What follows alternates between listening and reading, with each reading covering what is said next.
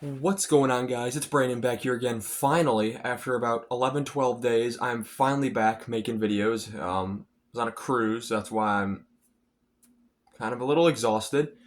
Not a fan of cruises, but overall, a vacation's a vacation, and yeah.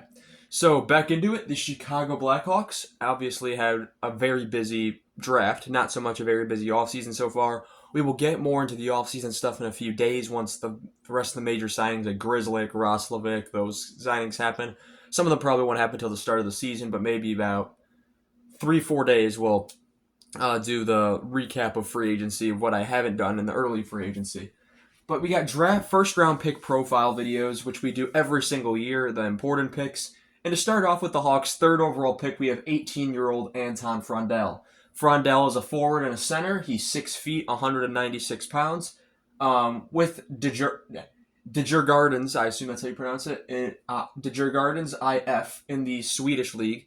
In 29 games, he had 11 goals, 14 assists, 25 points, and then in the playoffs/qualification, 16 games played, 3 goals, 4 assists, 7 points.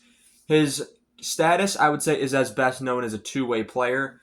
Not a sniper, not a playmaker, a two-way, could be a little defensive-minded of a forward with some offensive upside.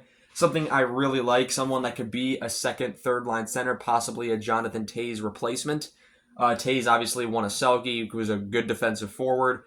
Can Frondell replace that? Because Bedard, his defense is not excellent. He's not the defense first minded.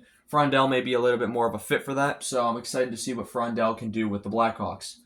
Of course, this was their first of 3 draft picks, but I want to also take a look at the top 16 to see what players went where and what some surprises that I honestly maybe have been a little surprised the Hawks didn't go for. But everyone knew that Schaefer was going number 1, and of course after Dobson was traded, that confirmed it. So that's the New York Islanders taking the defenseman. Michael Misa goes to San Jose. There was little speculation that they might take Frondell, but Misa goes second overall, unfortunately. Of course, Frondell goes third to Chicago, and then Denoyer goes fourth to Utah. A little bit of a surprise there. Didn't see Utah picking up Denoyer.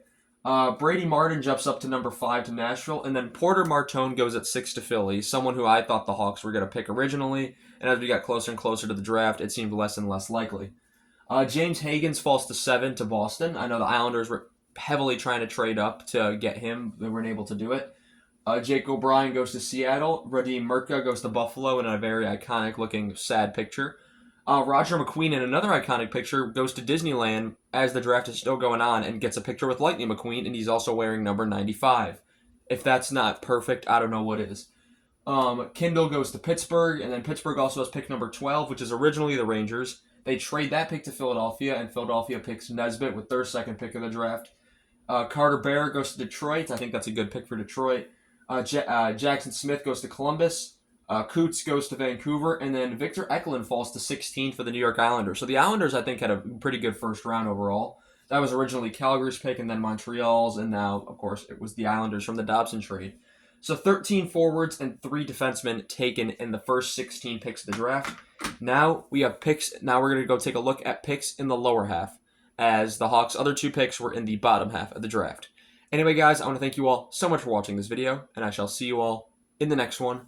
Have a good one.